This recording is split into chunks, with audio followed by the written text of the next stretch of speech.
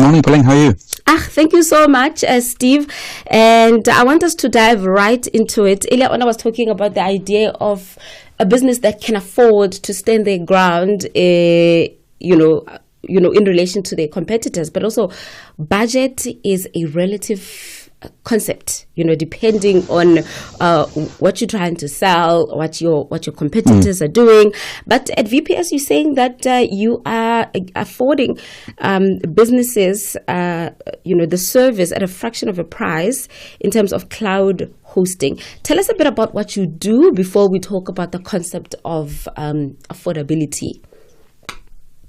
Sure. So the organization is Metrofile, and the subsidiary that is running this is a company called Metrofile Cloud. We've been in business for 18 years. Metrofile, I think it's close to 40. Our history is looking after the SMB market, which is what this product is absolutely positioned at.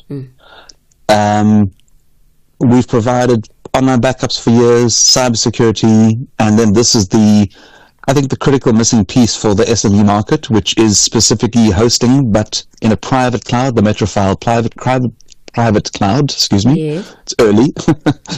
And so that's what a VPS is. It stands for virtual private servers. Yes. And I suppose if I just give a quick and very brief summary, it is the ability to run enterprise-grade software for SMBs at SMB price levels. Mm-hmm. Oh, okay. So specifically to the target market. Correct. So I think if you think about SMBs in general, as you said earlier, SMBs are generally price sensitive. And if you think about their volume in the South African economy, they keep the country running. There's obviously the enterprise market, there's the SME market, but it's the SME market that keeps South Africa running. And to be able to provide a service that is not harsh on their pocket, but provides a level of service, which is what we're known for, and a technology that is enterprise grade, I think that they deserve that. Yes. And there's also the idea of combining dedicated resources with a shared environmental, but also I want us to... environment rather. What is that concept, if you can clarify it? Because I think I wanted to look at what the SMB market is in South Africa, the pricing, and now I want to look at the combination that is dedicated to resources with the shared environment. What is that concept? So if you look at the resources that are normally available to an SMB at a hosting level. Yes. So when we talk about hosting, we're talking about generally financial packages or financial software or ERP software or anything that an organization needs 24/7, 365. So that's the business we're in. We're not talking about hosting a website here. We're talking about business applications. In traditional hosting, you either pay enterprise, and then you're paying serious money, or at the shared hosting level, you all go onto one computer, and your resources, in other words, your compute, your processing power is shared. We don't do that. So, as an example, you are a small medium business, and you want to run Sage 300 or Sage Payroll or Sage Evolution as an example. Whatever resources that application needs, we assign to you as the customer. So no other customer gets to use your resources, and you're not cross-subsidizing any other customer from a commercial perspective. Does that make sense? It does, because I actually needed to get to that, because I was like, okay, so it's a hosting company. What exactly are those services? Yes. And now then I want us to look at your biggest selling point. It is the self-service of the portal, and actually the flexible billing. Take us through how that works. Well, so historically, we have not been self-service. We've always been a high-touch business.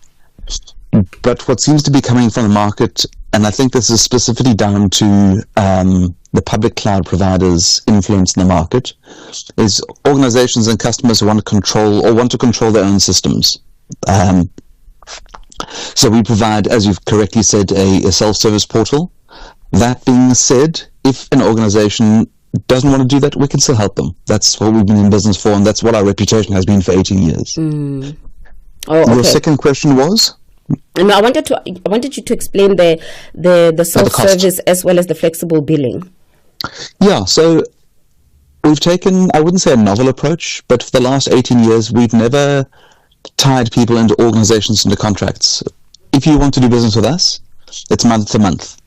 And I think that keeps, from a self-assurance perspective as a customer, it means if I'm not happy with your service at any point, I can leave.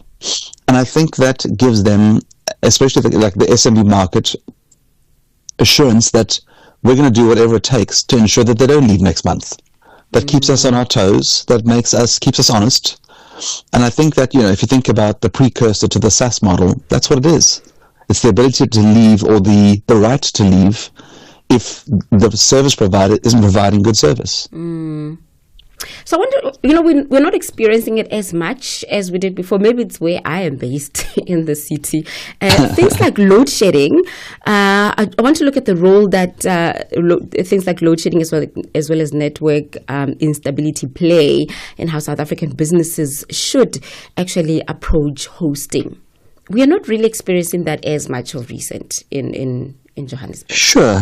Yeah, I mean, Cape Town, I suppose, is much the same. It's we obviously had hectic load shedding for a long time, and we definitely saw a massive growth in our organization during the COVID period, and when load shedding was hectic.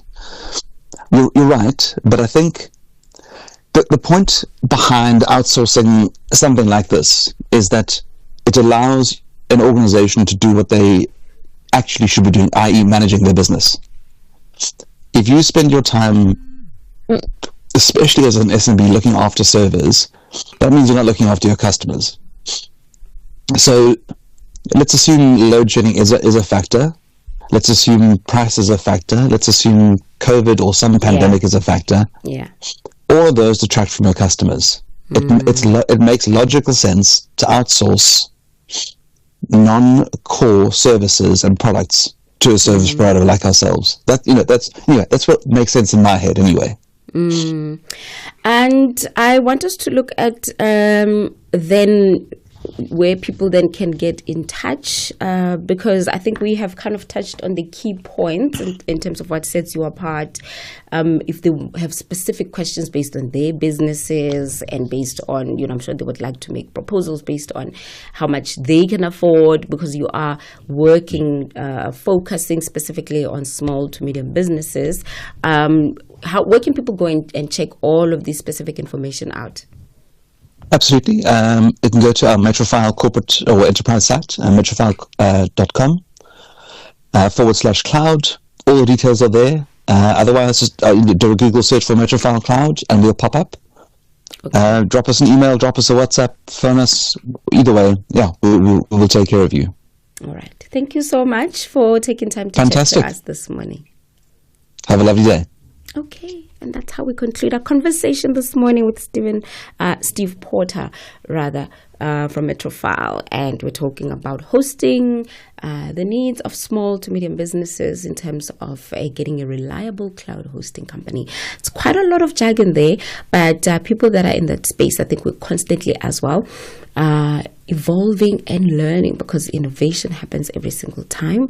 So there is no one singular approach. It really just depends on what you can afford and what your needs are. And if we have answered some of those questions, good for us. Otherwise, check them out and then come back to us. We always talk about these businesses and what they do, but we never hear from the people.